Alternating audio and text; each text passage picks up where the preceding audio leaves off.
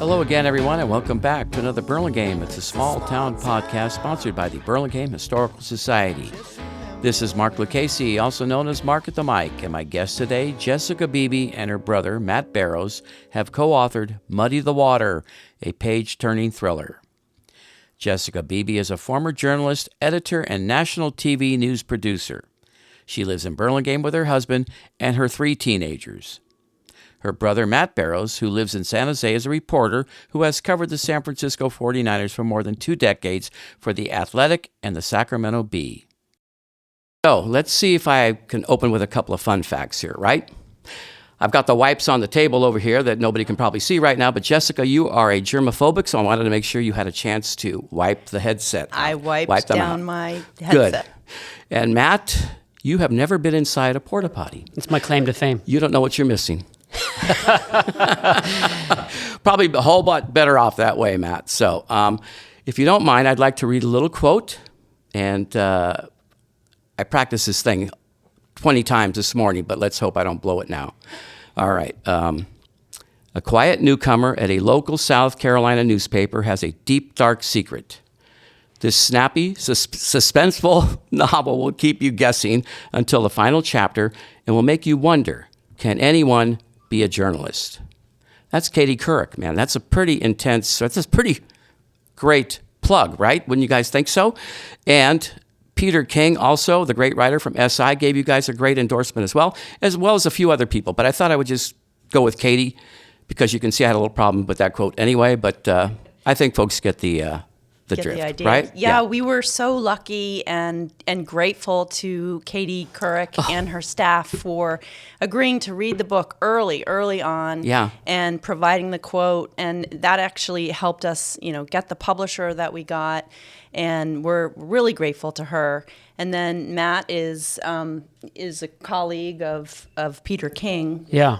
Peter's been, you probably know Peter from Sports Illustrated, or you've seen him on NBC, but he's a newspaper guy at heart. He started out in Cincinnati, and so he's always been an advocate for writing and newspapers. So I think the newspaper angle in the novel sort of reached him. I miss his podcast. Yeah, he's ended last year. Yeah, he's in retirement right now. Yeah, he's enjoying it. Good for Peter, and I think he has a daughter that lives out here in San Francisco. Oh, is that right? I believe so. Yeah, he's terrific. And anyway, congratulations, guys. Muddy the Water, huh? It's your debut thriller, and I read it, and I loved it. And it reads, you know what, folks? I'm going to tell my listeners, it reads very fast, okay? It's just a good read. It's a page-turner, like I said. You put it down, you pick it back up, right? Because you want to know what's going on out there. And so which one of you would like to share with our listeners a little bit about the book?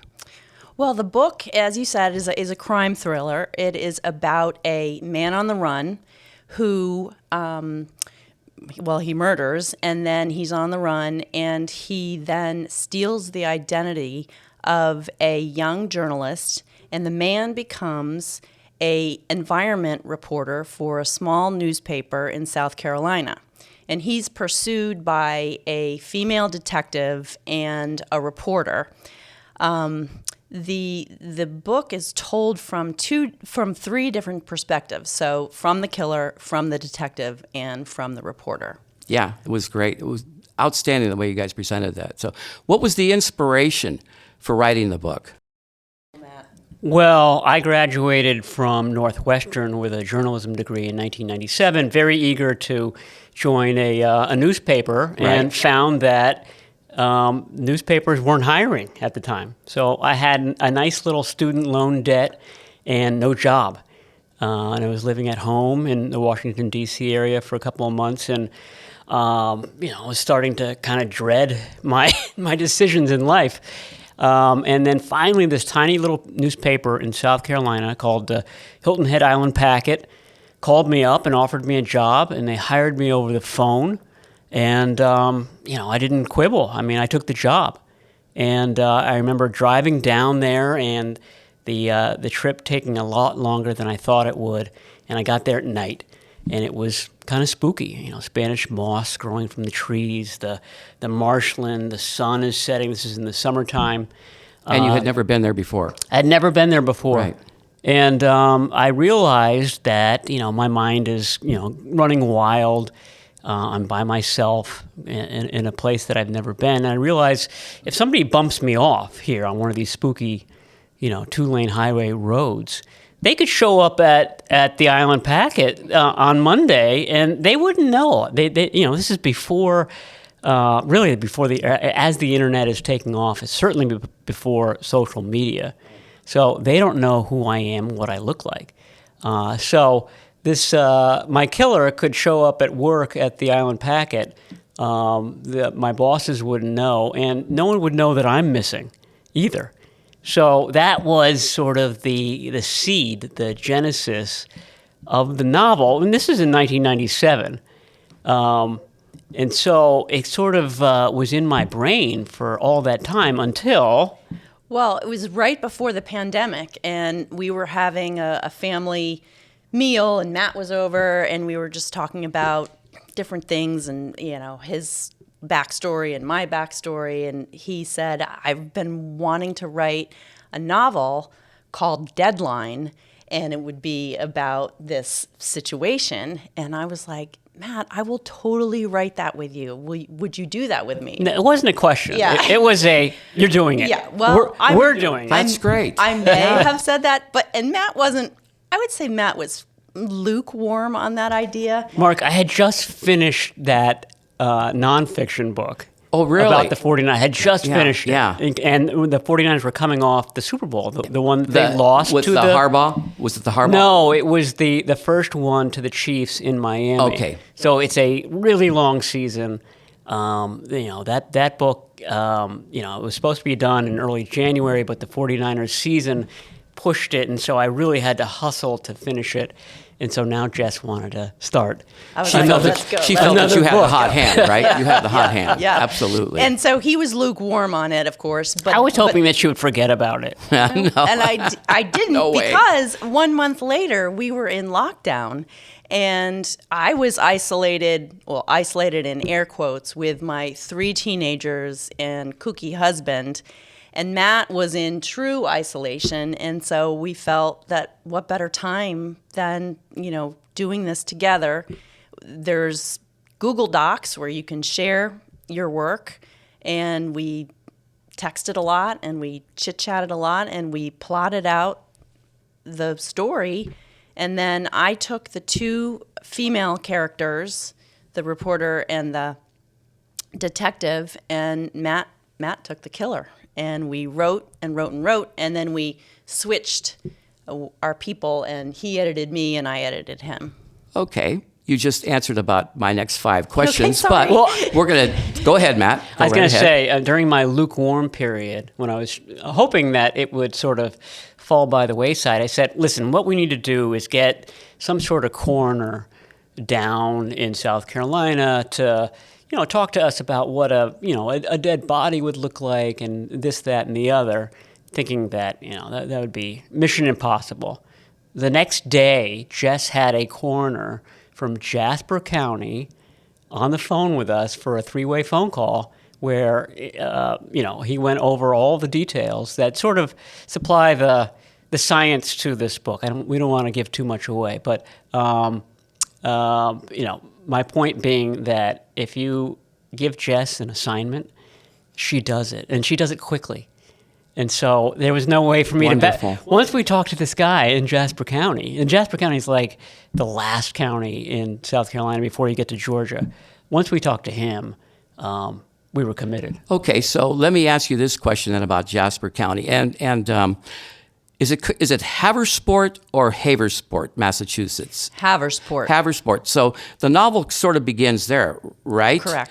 And then it goes down to Belle Isle, South Carolina. Is that correct? Correct. These are real places, right? Are they real? No, they're both. They're both fictitious. Yeah, they're fictitious. That's why I was having trouble finding them when I Finding them. Google them, right? I'm going, what's going on here? Is it me? So they're fictitious. How'd you come up with those names? Wow, we batted those back and Yeah. forth for a while. Haversport is based on New Bedford, Mass. New Bedford. New Bedford, and Belle Isle is based on Hilton Head. But because we were in lockdown and we couldn't travel, we couldn't do couldn't be on the ground to do our research. So we researched those 2 real towns and then changed the names just because we weren't totally sure. When you were researching these names and bouncing off ideas, just not to each other, but to somebody else, to your parents or anything like that, or to your teenagers, I mean, who was listening to all this as this was going on? Well, my husband, Andrew, was very present during all this. There's a reason why the book is dedicated to her husband, Andrew. He was a sounding board throughout the whole process. Yeah, he was. And he's very honest, so if we were barking up the wrong tree, he would tell us. But he really did love it and was very supportive of it from the very beginning. So we just went on. Okay. So, Matt, the seed came for you back in 1997. Is that what you were saying? That's right, yeah. And you wanted to call it Deadline? Yes, it was Deadline for the longest time. How'd we end up with Muddy the Water, which is a great title? Because there's a lot of deadlines. And so Deadline really kind of captured everything. It was a good title, but Deadline's been used in myriad different ways, television shows, novels. So we wanted something that stood out, that kind of distinguished itself, and that was one of the things that we debated for a long time. If it's not Deadline, then what is it? And we had maybe a half a dozen different titles. And we finally settled on Muddy the Water, and I think we're very happy with what we finally Did you came open to. up the title to the family so everybody could put a name on the hat, that kind of thing? Oh, for sure. Totally did. Great. So who was the winner? Who came up with Muddy the Water? Well, I think it was a chapter that I had named one of the chapters within the book. The book doesn't have chapters now. We took those out. But in order for us to identify what we were talking about, so I would say, in the chapter Muddy the Water, when XXX happens. And then it felt like, this antagonist is trying to muddy the waters all along. It's a great title. When you read the book, it all makes a lot of sense, right? So it's terrific. So if you don't mind, I'd like to go back to the writing process. You kind of skirted on that a little bit, but I have some more questions involving that a little bit. So Matt, you live in San Jose. Jessica, you live right here in Burlingame. Correct. And you mentioned Google Docs, texting. Were you Zooming back and forth too at all, or?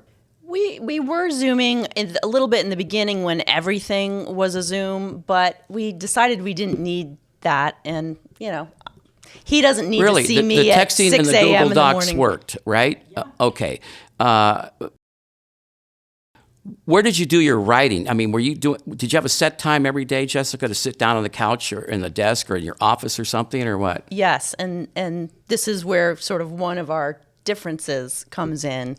I like to work in the morning. My brain works the best in the morning. I have a couple cups of coffee and I can get my stuff done, very efficiently. I do sit in the kitchen, much to the chagrin of my family from time to time, but I get a lot done then, and I come up with a lot of questions then, and that's when I do a lot of my texting to my brother. And you don't like the early morning texts? Is that what Mark, I'm it's not getting just at? it's not just the early morning text. It's the mid-morning text asking if I'd seen the early morning text. So it's throughout the day, Mark. I mean, if you see my text, why wouldn't you just respond when you see it in the first place? My cell phone bill was very, very high during all of the writing of this. Is there such thing as a cell phone bill?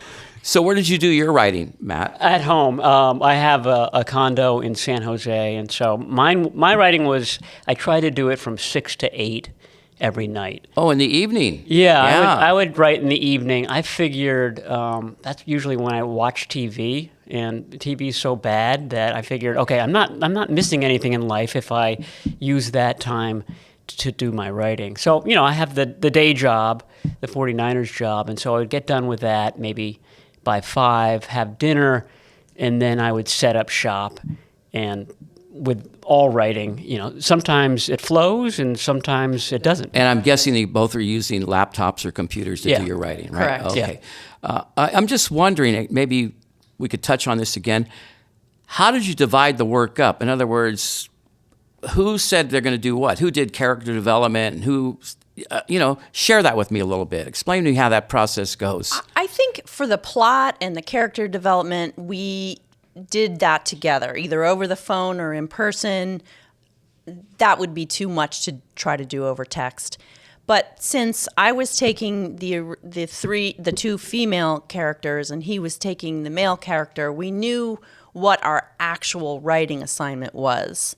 And then once we got the bulk of the writing complete, probably took a year, we then swapped our work, and then we each edited the other. Oh, really? So you took Ben, the bad guy, right? And I don't want to give out too much here, but he was the bad guy.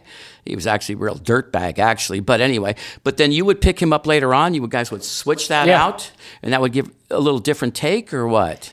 Well, I think it just ironed things out so that it was smooth. It wasn't two distinct voices.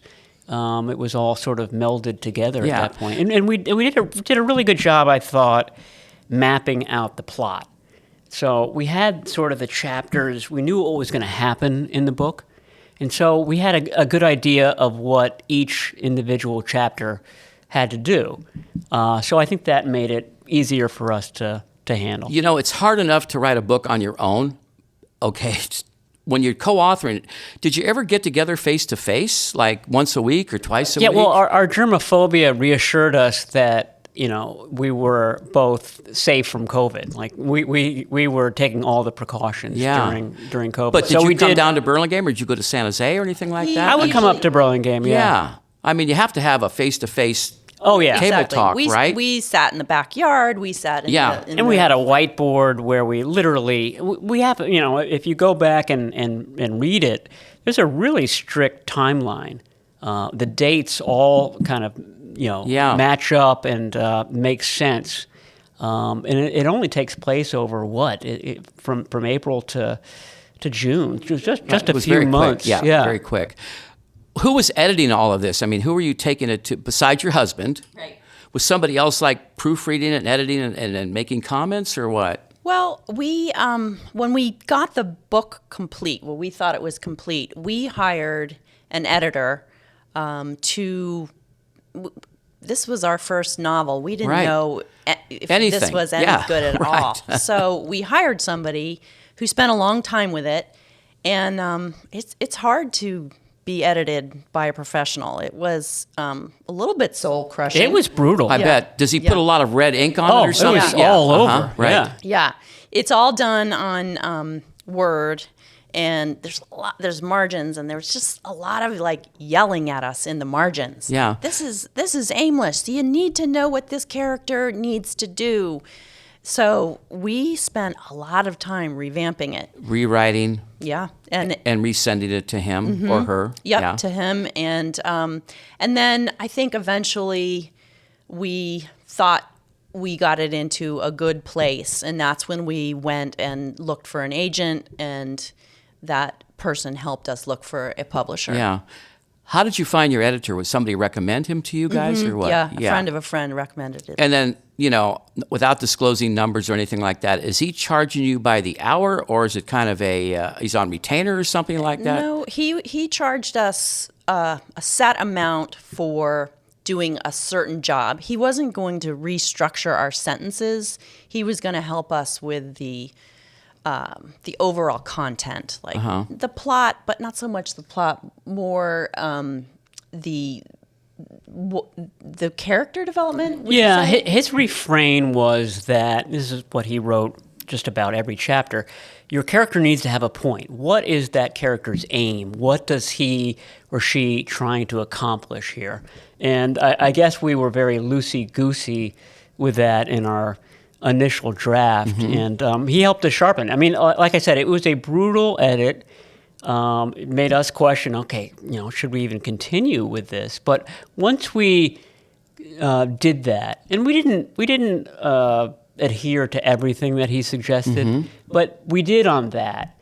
It just became sharper. Yeah. We tended to overwrite, I think, initially. And so... Do you think that's a common thing with writers? Absolutely, yeah. I think, it's like with everything else, you put on, if you're a woman, you put on makeup and all your jewelry to go out for the night, but then you should take a couple of things off. So removing things and just making it tighter, sharper is always the best way. Yeah. Have you guys always been close? Yes. Okay. So as a sister-brother team, what was it like co-writing this book? I mean, obviously you're still brother and sister. Yeah. My sister gave me a statement to read. I had a very good time writing with my sister. There were no problems. She was a pleasure to work with the entire time. I love it. That's very funny, Matt. You're always the card and the jokester. Okay. But we did pretty well. We definitely had some disagreements. But Yeah. we were able to push past those. Yeah. Well, we have a similar, I mean, we don't like kind of fluffy purple writing. We don't like over-emotional writing. So we had a common, set of things that we wanted to accomplish. Yeah. So, in knowing that, the book had a lot of suspense and tension in it. Okay, how did you approach creating that suspense and tension throughout the book? Well, we've both done a lot of reading of thrillers and mysteries, and we know what we like. And so we were trying to replicate that. We always wanted to end a chapter not so much on a cliffhanger, but on so that you're a little bit, you just can't wait to get to the next chapter Yeah. and dive in. Sometimes it's not the same character. You jump from Ben to Grimes, but in every case, we want you to really just keep going. Yeah. So, going back to the writing process, were you writing every day to kind of keep the continuity going, or keep your head involved in it, or did you take certain days off, or? I probably wrote when I could because my house was filled with kids, Right. and it just wasn't always easy. I would see that be challenging. Yeah.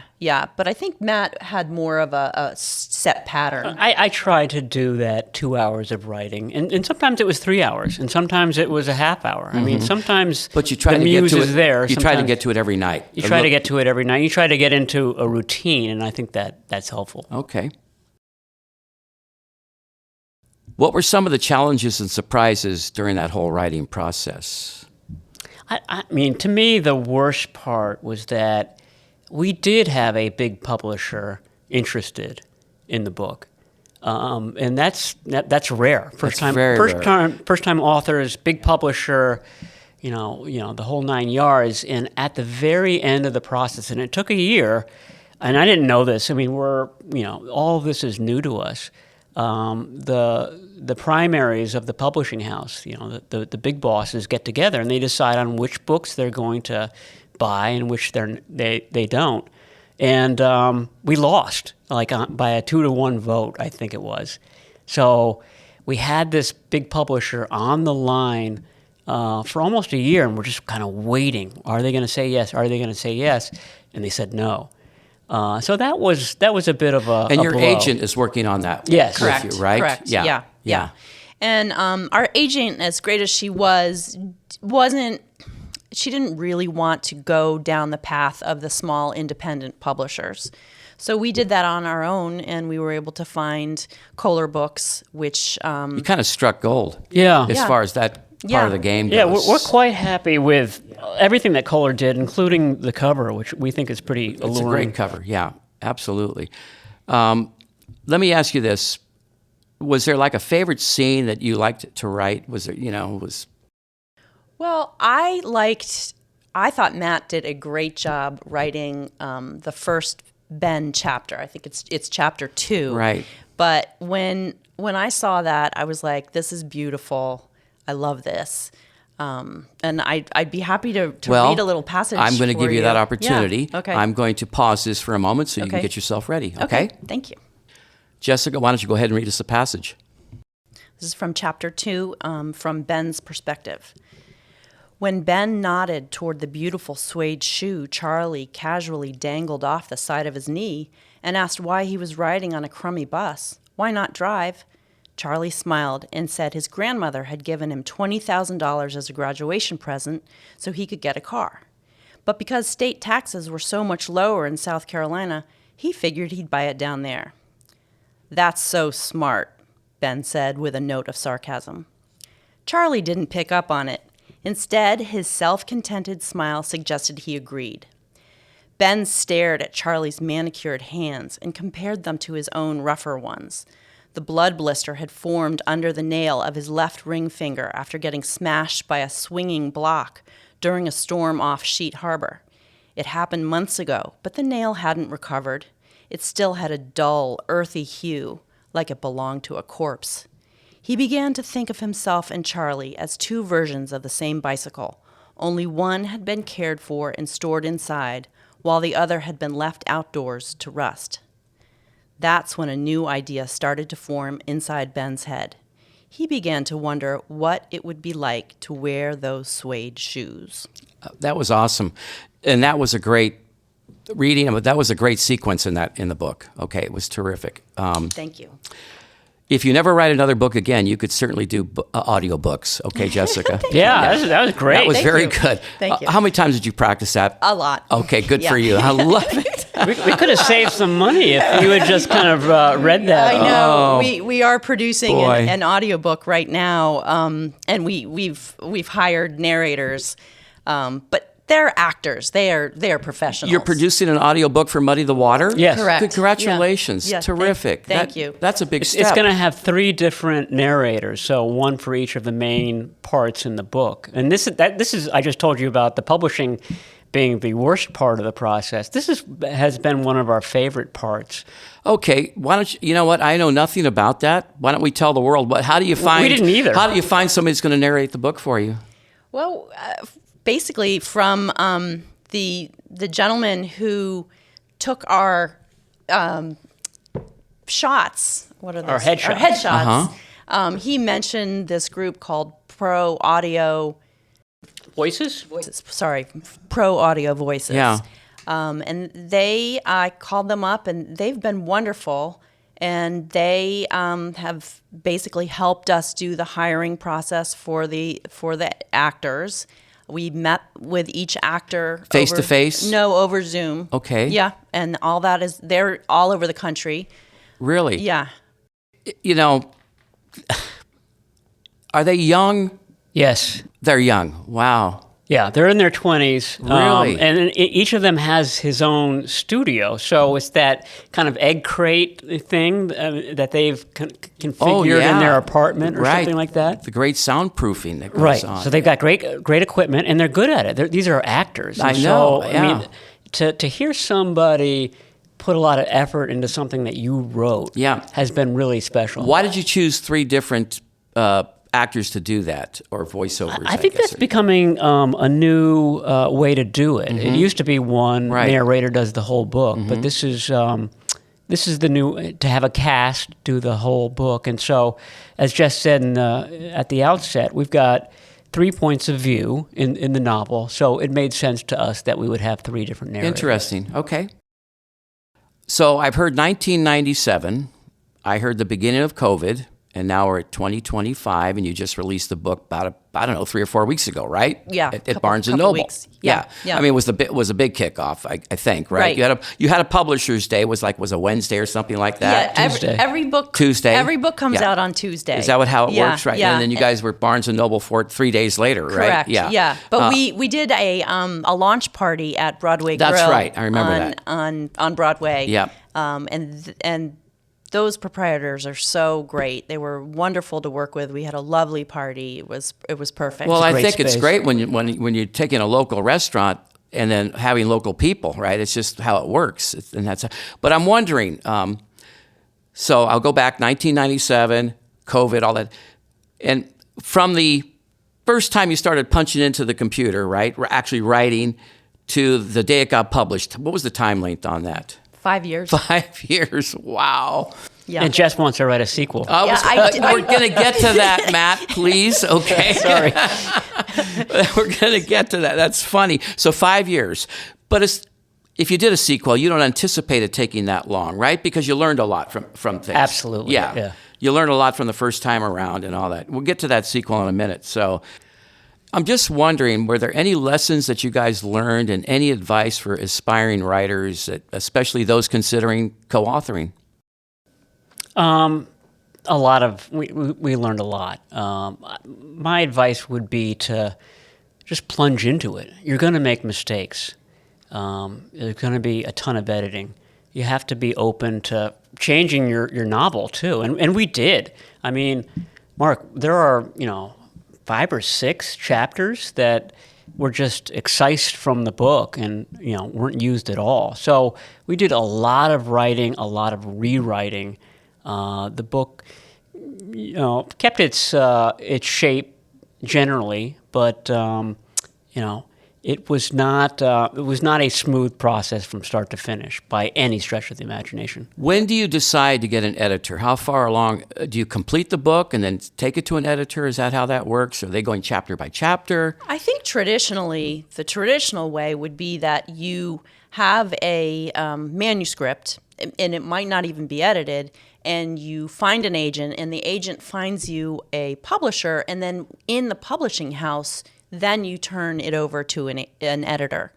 But we were so new to this, and with the co-authoring situation, we weren't sure if we had gone down some weird path. So we really needed somebody to confirm that this was a real novel.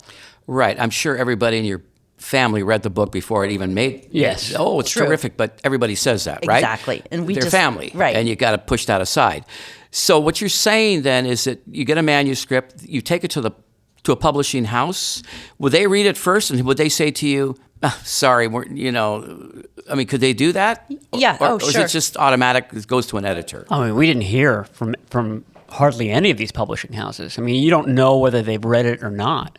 And that was the frustrating part. Yeah. Is this reaching people? Are they actually reading it? And if they're rejecting it, sometimes we didn't even find out whether they rejected it or not. You just don't hear from them.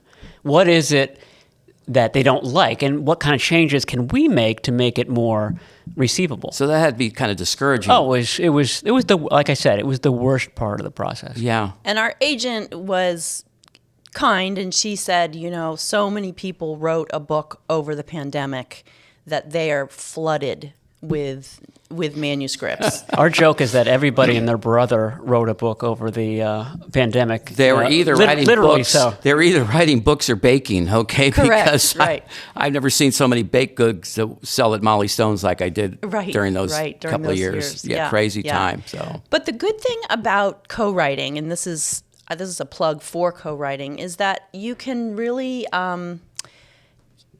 talk through your ideas. You can bat things back and forth. You can throw out ideas, and the other person can keep you honest without having to introduce every little idea, because we're both enmeshed in it. So we can say, oh, should Ben do X, Y, or Z? And Matt would be like, no, that's silly. Ben would never do that. That's not in his personality. yeah, that's cool. I love that. Yeah. All right, so Matt, you mentioned a sequel a few minutes ago, or Jessica's thinking about a sequel, and obviously the book concludes with a definite opportunity for a sequel, right? And our readers, our listeners who are going to be readers will find that out. So what's the deal? Any plans for writing a sequel or another book together? Well, if we write another book, it will be a sequel. Right. And I think we should go and do it. Our publishing house will give us another publishing contract if this reaches a certain number of sales. So we're sort of waiting to see what the reception is. Right. And we hope we reach that number. But as we noted, it was a 5-year process. We don't think a sequel will take that long. But yeah, just from everything you've learned. We absolutely have the opportunity to, because I'm not going to give anything away, but we've left certain characters together, and there's a natural way to write another 80,000-word book after that. So you guys have been doing a great job marketing the book. I think anyway, Instagram, Facebook, all the social media, right? Thank you. We're trying. And the Barnes. How did you get the thing at Barnes & Noble? How did you get the gig there? Oh, Jonathan at Barnes & Noble, he's the manager. He's so kind and lovely. And I walked in there and I said, I'm about to publish a book. Would you let me and my brother do a book signing there? And he was so kind. He was like, of course. And he set up a table. And the other thing about this is the Burlingame people who came in and out that day were so sweet and receptive and didn't make us feel like we were pushing anything on them. And Right. they wanted to hear about our situation, and it was really a great experience. Yeah, I really wanted to come by, but I was doing a podcast at that same exact time. But Yeah. but you have it in hardcover as well as softcover. Correct. Yeah, that's terrific. And there's an ebook also. Yeah. Did Barnes and Noble, and I don't want to disclose too much here, but did Barnes and Noble require you to have X amount of books for the signing that day? Did you have to bring 100 books in or anything like that? Or? They did not require a certain number. Okay. We did run out of books, though. Oh, that's a good thing, Yeah. right? Yeah. That's Yeah. a good Yeah. thing. So how has the reception been so far? I mean, you said you sold out at Barnes & Noble. Overall, though, how's it going? Well, the initial reception was great. The launch party went really well. We ran out of books then, too.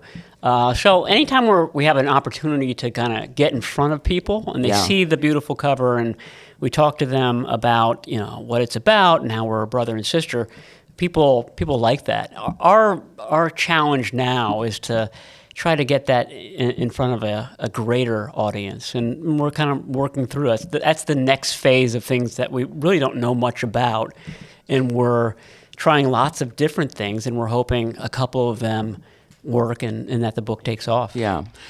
Without putting words in your mouth, would you say that the most rewarding thing for the both of you was getting this? You sat down, you made the book work. It took 5 years, so what, right? But it happened. You made it happen. Is that the reward? Is that, besides where the book may go?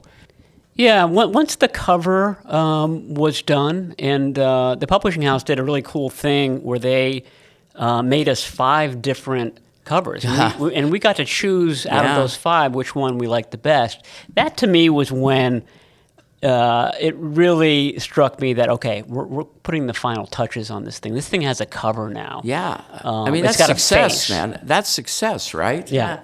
Yeah. And for somebody like me who has spent the last 20 years raising kids, which has been very rewarding, don't get me wrong, but this is my first professional success in a very long time. I mean, so it feels good, huh? Yeah, it feels good. Yeah. So, sidebar, is it here at the library yet? Is it? It is. We've submitted it, and they're 'Cause probably cataloging it Great, right because they've now. got that local authors section down yeah. in the front there. That's Yeah. great. Good to hear that, because if you're having an issue, I'd help you get thank get it you. taken care Thank of you. there. Also, I want you to think about speaking in front of the Rotary Okay. and the Burlingame Historical Society, because I'm involved with both of those, and they always looking for speakers, good speakers, and We would love local that. speakers. So be thinking about that, and we'll chat about that another time. Okay. So, Thank you.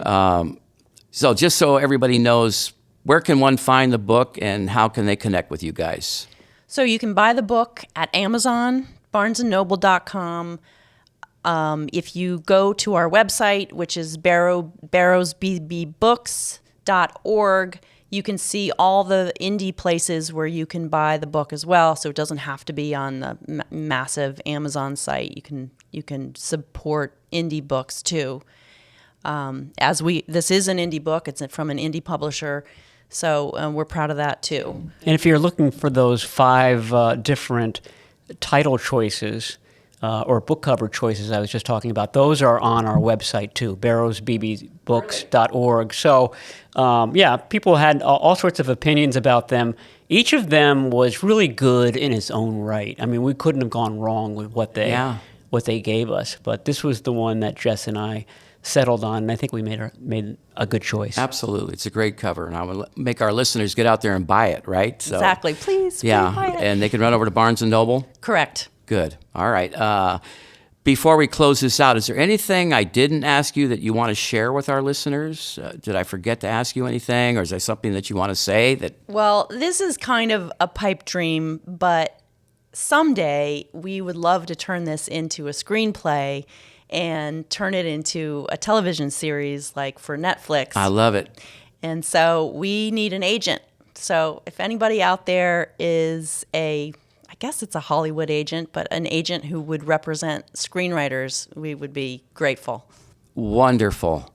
You wouldn't do the screenwriting, right? Somebody would do the screenwriting? Is Well, that how it we've works? already You written would a pilot. Yeah. Oh, you have? Yes. You guys are busy.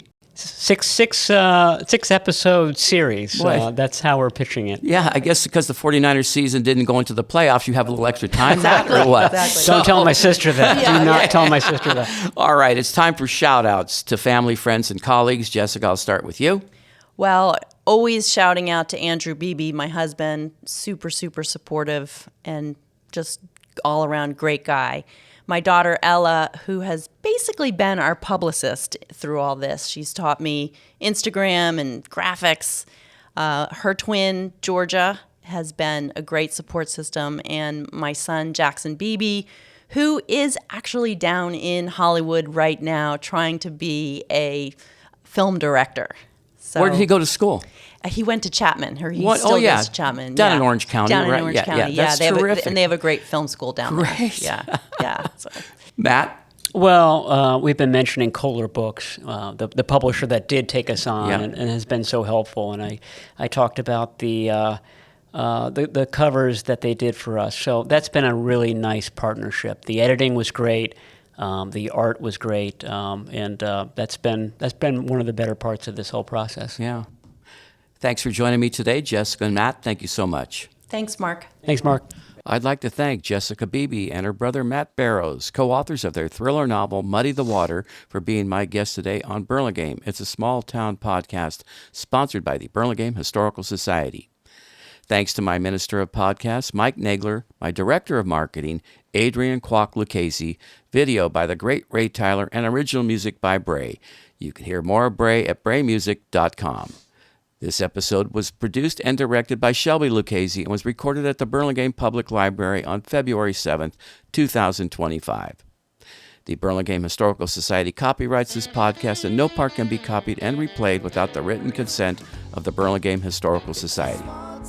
And before I close out, be sure to look for my next episode of Burlingame, It's a Small Town, with Joe Baylock, one of the founders and editor-in-chief of the Burlingame Voice. So until next time, everyone, see you around Burlingame.